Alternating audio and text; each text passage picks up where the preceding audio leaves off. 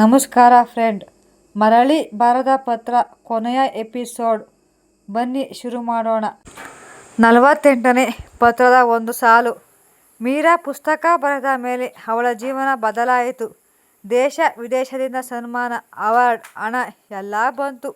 ಆದರೆ ಅವಳು ಹಳ್ಳಿ ಬಿಡಲಿಲ್ಲ. ಕಲಾ ತಪೋವನವೇ ಅವಳ ಮನೆ ಆಯಿತು. ಎಲ್ಲರೂ ಕೇಳಿದರು, ಮೀರಾ ಮೇಡಮ್ ಮದುವೆ ಯಾವಾಗ?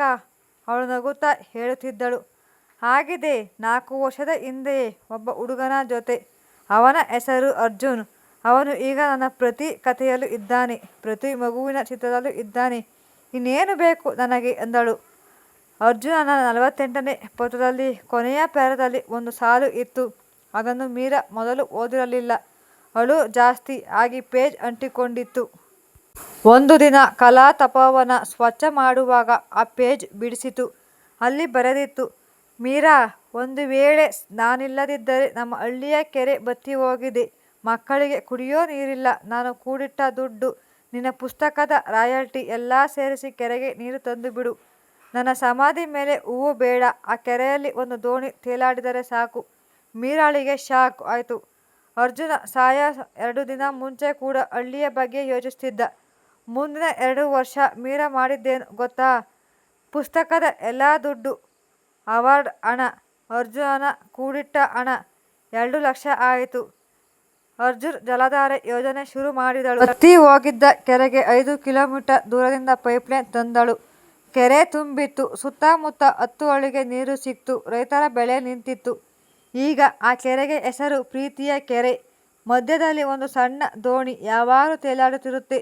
ಅದರ ಮೇಲೆ ಬರೆದಿದೆ ಅರ್ಜುನನ ಆಸೆ ಅಂತ.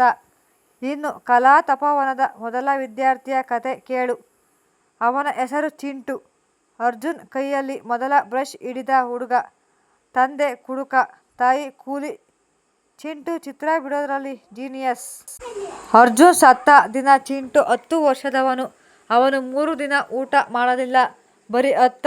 ಆಮೇಲೆ ಒಂದು ನಿರ್ಧಾರ ಮಾಡಿದ. ಅರ್ಜುನ್ ಸರ್ ಕನಸು ನಾನು ನೆರವೇರಿಸ್ತೀನಿ. 20 ವರ್ಷದ ನಂತರ ಇವತ್ತು ಚಿಂಟು ಯಾರು ಗೊತ್ತಾ? ಭಾರತದ ನಂಬರ್ 1 ಮ್ಯೂರಲ್ ಆರ್ಟಿಸ್ಟ್.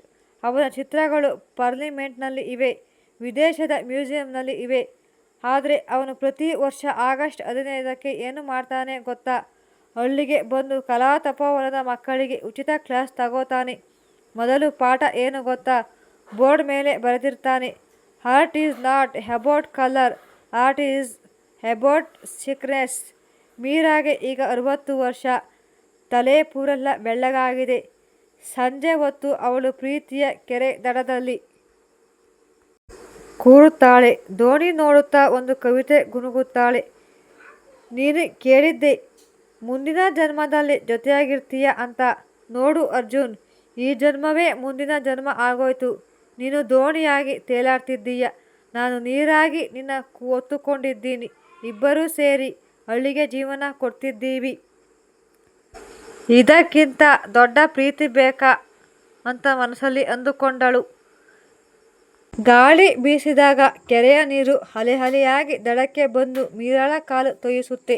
ಹಳ್ಳಿಯ ಜನ ಹೇಳ್ತಾರೆ, ಅದು ಅರ್ಜುನ್ ಮೀರಾಳ ಕಾಲಿಗೆ ನಮಸ್ಕಾರ ಮಾಡ್ತಿದ್ದಾನೆ ಅಂತ. ಸಾಯದವನ ಕತೆ. ನಿಮಗೆ ಅನಿಸುತ್ತಾ ಫ್ರೆಂಡ್ ಅರ್ಜುನ ಸತ್ತಿದ್ದಾನ ಅಂತ? ಬನ್ನಿ ನೋಡೋಣ. ಅರ್ಜುನನ ಅಪಘಾತ ಆಗಿದ್ದು ನಿಜ. ಲಾರಿ ಡಿಕ್ಕಿ ಹೊಡೆದಿದ್ದು ನಿಜ. ಹಳ್ಳಿಯ ಜನ ಹೆಣ ತೆಗೆದುಕೊಂಡು ಬಂದಿದ್ದು ನಿಜ. ಆದರೆ ಅಂತ್ಯ ಸಂಸ್ಕಾರ ಮಾಡಿದ್ದು ಯಾರಿಗೆ ಗೊತ್ತಾ? ಅರ್ಜುನನ ಮುಖ ಪೂರ್ತಿ ಜಜ್ಜಿ ಹೋಗಿತ್ತು. ಗುರುತು ಸಿಗದ ಸ್ಥಿತಿ. ಜೇಬಿನಲ್ಲಿ ಸಿಕ್ಕಿದ್ದು ಒಂದೇ ಒಂದು ವಸ್ತು, ಮೀರಾಳ ಫೋಟೋ. ಅದನ್ನೇ ನೋಡಿ ಎಲ್ಲರೂ ಅರ್ಜುನ್ ಅಂತ ಅಂದುಕೊಂಡರು. ಆದರೆ ಆಸ್ಪತ್ರೆಯಲ್ಲಿ 3 ದಿನ ಕೋಮಾದಲ್ಲಿದ್ದವನು ಅರ್ಜುನ್ ಅಲ್ಲ, ಅವನ ತಮ್ಮ ಥರ ಇದ್ದ ರಘು. ಅದೇ ಊರಿನ ಅನಾಥ ಹುಡುಗ. ಅರ್ಜುನ್ ಅವನಿಗೆ ಓದು ಹೇಳಿಕೊಡ್ತಿದ್ದ, ಜೊತೆಯಲ್ಲಿ ಮಲಗಿಸಿಕೊಳ್ಳುತ್ತಿದ್ದ. ಅರ್ಜುನನ ಬಟ್ಟೆ ಹಾಕಿಕೊಂಡು ಅವನ ಫೋಟೋ ಇಟ್ಟುಕೊಂಡು ತಿರುಗಾಡ್ತಿದ್ದ. ಅಪಘಾತದ ದಿನ ರಘು ಅರ್ಜುನನ ಸೈಕಲ್ ತಗೊಂಡು ಪೇಟೆಗೆ ಹೋಗಿದ್ದ. ವಾಪಸ್ ಬರುವಾಗ ಲಾರಿ ಗುದ್ದಿತ್ತು. ಹಾಗಾದರೆ ಅರ್ಜುನ್ ಎಲ್ಲಿ ಹೋದ? ಅಪಘಾತದ ಸುದ್ದಿ ಕೇಳಿ ಅರ್ಜುನ್ ಓಡಿ ಬಂದ. ಆಸ್ಪತ್ರೆಯಲ್ಲಿ ರಘುವಿನ ಹೆಣ ನೋಡಿ ಕುಸಿದು ಬಿದ್ದ. ಹಳ್ಳಿಯವರ ಅವನನ್ನೇ ಸಮಾಧಾನ ಮಾಡಿದರು. ಮಗನೇ, ನಿನ್ನ ಗೆಳೆಯ ಹೋದ, ಧೈರ್ಯ ತಂದಿಕೋ. ಅರ್ಜುನನ ತಲೆ ಕೆಟ್ಟು ಹೋಯಿತು. ನಾನು ಸತ್ತಿದ್ದೀನಿ ಅಂತ ಇಡೀ ಊರು ನಂಬಿದೆ. ಮೀರಾ ಕೂಡ ನಂಬುತ್ತಾಳೆ.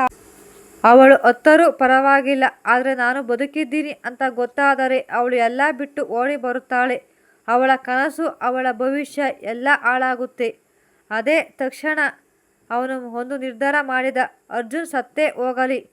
ಅವನು ರಾತ್ರೋರಾತ್ರಿ ಹಳ್ಳಿ ಬಿಟ್ಟ. ಹೆಸರು ಬದಲಾಯಿಸಿದ. ರೈದಾಸ್ ಅಂತ ಮುಂಬೈ ಸೇರಿದ. ಫುಟ್ಪಾತ್ನಲ್ಲಿ ಚಿತ್ರ ಬಿಡಿಸಿ ಮಾರುತ್ತಿದ್ದ. ಯಾರಿಗೂ ತನ್ನ ಹಿಂದಿನ ಕತೆ ಹೇಳಲಿಲ್ಲ. 20 ವರ್ಷ ಕಳೆಯಿತು. ಮರಳಿ ಬಾರದ ಪತ್ರಗಳು ಪುಸ್ತಕ ಸೂಪರ್ ಹಿಟ್ ಆಯಿತು. ಟಿವಿಯಲ್ಲಿ ಮೀರಾಳ ಇಂಟರ್ವ್ಯೂ ಬಂತು. ರೈದಾಸ್ ಅಂದರೆ ಅರ್ಜುನ್ ಅದನ್ನು ನೋಡಿ ರೋಡ್ ಸೈಡ್ ಟಿವಿಯಲ್ಲಿ ನೋಡಿದ. 60 ವರ್ಷದ ಮೀರಾ ತಲೆಪೂರೆಲ್ಲ ಬೆಳ್ಳಗೆ, ಆದರೆ ಕಣ್ಣಲ್ಲಿ ಅದೇ ಪ್ರೀತಿ. ಅವನು ಹತ್ತು ಬಿಟ್ಟ. ಅದೇ ರಾತ್ರಿ ಒಂದು ನಿರ್ಧಾರ ಮಾಡಿದ. ಒಮ್ಮೆ ದೂರದಿಂದ ನೋಡಬೇಕು. ಅವನು ಹಳ್ಳಿಗೆ ಬಂದ. ಪ್ರೀತಿಯ ಕೆರೆ ನೋಡಿದ. ಕಲಾ ತಪೋವನ ನೋಡಿದ. ಗೋಡೆಯ ಮೇಲೆ ತನ್ನದೇ ಫೋಟೋ ನೋಡಿದ. ಹಾರ ಹಾಕಿದ್ದಾರೆ. ಕೆಳಗೆ ಬರೆದಿದೆ ಅಮರ ಪ್ರೇಮಿ ಅರ್ಜುನ್ ಅಂತ. ಅವನ ಎದೆ ಒಡೆದು ಹೋಯಿತು. ಸಂಜೆ ಹೊತ್ತು ಮೀರಾ ಕೆರೆ ದಡದ ಕೂತಿದ್ದಳು. ರೈದಾಸ್ ಮರದ ಮರೆಯಲ್ಲಿ ನಿಂತು ನೋಡುತ್ತಿದ್ದ. ಮೀರಾ ದೋಣಿ ನೋಡುತ್ತಾ ಹೇಳಿದಳು, ಅರ್ಜುನ್, ಇವತ್ತು ನಿನ್ನ ಹುಟ್ಟುಹಬ್ಬ. ನಾನು ಇನ್ನೂ ನಿನಗಾಗಿ ಕಾಯ್ತಿದ್ದೀನಿ. ಒಂದು ವೇಳೆ ನೀನು ಎಲ್ಲಾದರೂ ಬದುಕಿದ್ದಾರೆ ಒಂದು ಸಲ ಹೇಳು, ನಾನಿದ್ದೀನಿ ಅಂತ ಸಾಕು. ನಾನು ನಿನ್ನ ಹತ್ರ ಬರಲ್ಲ, ನಿನ್ನ ಕನಸಿಗೆ ಅಡ್ಡ ಬರಲ್ಲ. ಬರೀ ಗೊತ್ತಾಗಬೇಕು ನೀನು ಉಸಿರಾಡ್ತೀಯ ಅಂತ. ರೈದಾಸ್ನ ಅಂದರೆ ಅರ್ಜುನ್ ಕಣ್ಣಿಂದ ನೀರು ಧಾರೆಯಾಗಿ ಸುರಿಯಿತು. ಅವನು ಬಾಯಿ ತೆರೆದ, ಆದರೆ ಶಬ್ದ ಬರಲಿಲ್ಲ. ಅವನು ಕಾಲ್ಗಿದ್ದ. ಯಾಕಂದರೆ ಅವನಿಗೆ ಗೊತ್ತಿತ್ತು, ನಾನಿದ್ದೀನಿ ಅಂದರೆ ಮೀರಾ ತನ್ನ 60 ವರ್ಷದ ತಪಸ್ಸನ್ನು ಬಿಟ್ಟು ಓಡಿ ಬರುತ್ತಾಳೆ. 1000 ಮಕ್ಕಳ ಭವಿಷ್ಯ, 10 ಹಳ್ಳಿಯ ನೀರು, ಕಲಾ ತಪೋವನ ಎಲ್ಲ ಅನಾಥ ಆಗುತ್ತೆ. ಅವನು ಮತ್ತೊಮ್ಮೆ ಸತ್ತ. ಮೌನವಾಗಿ ತಿರುಗಿ ಹೊರಟು ಹೋದ ಮುಂಬೈ ಫುಟ್ಪಾತಿಗೆ. ಅವನು ಹೋಗುವಾಗ ದೋಣಿಯ ಮೇಲೆ ಒಂದು ಬಿಳಿ ಕಮಲ ಅರಳಿತ್ತು.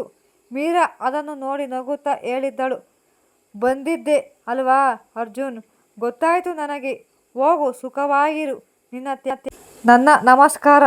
ಅರ್ಜುನ್ ಸತ್ತಾನ, ಬದುಕಿದ್ನ? ಇಲ್ಲ ಫ್ರೆಂಡು. ಅರ್ಜುನ್ ಅಂದರೆ ತ್ಯಾಗ. ತ್ಯಾಗಕ್ಕೆ ಸಾವಿಲ್ಲ. ಅದು ಮೀರಾಳ ಕವಿತೆಯಲ್ಲಿದೆ, ಚಿಂಟುವಿನ ಚಿತ್ರದಲ್ಲಿದೆ, ಪ್ರೀತಿ ಕೆರೆಯ ನೀರಿನಲ್ಲಿದೆ. ನಿನ್ನ ಕಣ್ಣಲ್ಲಿ ಈಗ ಜಿನುಗಿದ ಹನಿಯಾಯಿತು. ಕತೆ ಇಲ್ಲಿಗೆ ಮುಗಿಯಿತು. The end. ನಿನ್ನ ಜೀವನದಲ್ಲಿ ಅರ್ಜುನ್ ಥರ ಯಾರಿಗಾಗಿ ನೀನು ಸೈಲೆಂಟಾಗಿ ಸಾಯೋಕ್ಕೆ ರೆಡಿ ಇದ್ದೀಯ?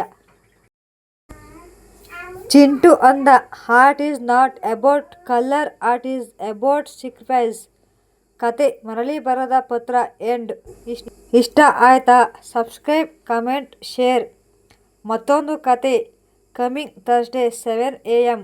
ನಿನ್ನ ಜೀವನದ ಕಲಾ ತಪೋವನ ಯಾವುದು? ಕಮೆಂಟ್ನಲ್ಲಿ ಒಂದು ಲೈನ್ ಬರೆ. ನಿನ್ನ ತ್ಯಾಗಕ್ಕೆ ನನ್ನ ನಮಸ್ಕಾರ ಅರ್ಜುನ್.